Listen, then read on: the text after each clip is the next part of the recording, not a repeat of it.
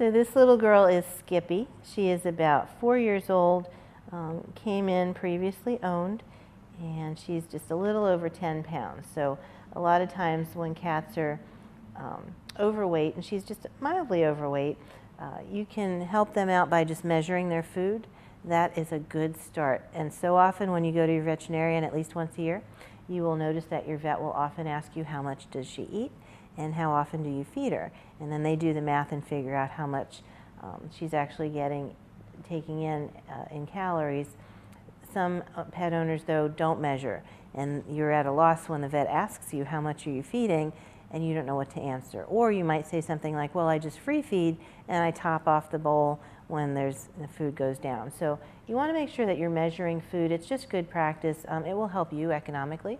At least you know what in your budget, how much food you need to buy. And truly, cats do not need to be free fed.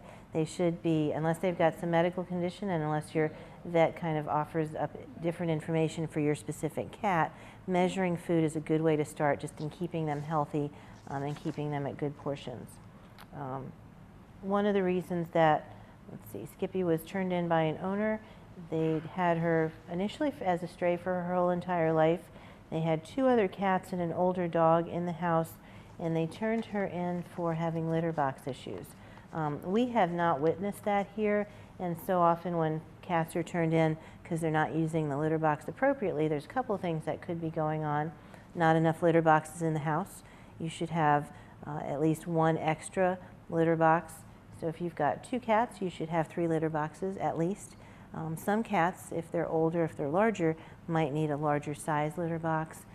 Cats are not fans typically of the heavily scented litter, so you want to consider that if your cat's got an issue with using the litter box. But with Skippy, what we've done with her when she was turned in, we go ahead and do an observation card. So we have the dates, we have what we've observed as far as her litter box usage, and we have not observed any issues with that. So we have placed her up for adoption. Certainly if you've got any questions about a cat like this, I know folks are often resistant to adopting a cat that's had litter box issues in the past, but we can help you the personality matches, we can help you introduce her into your home successfully.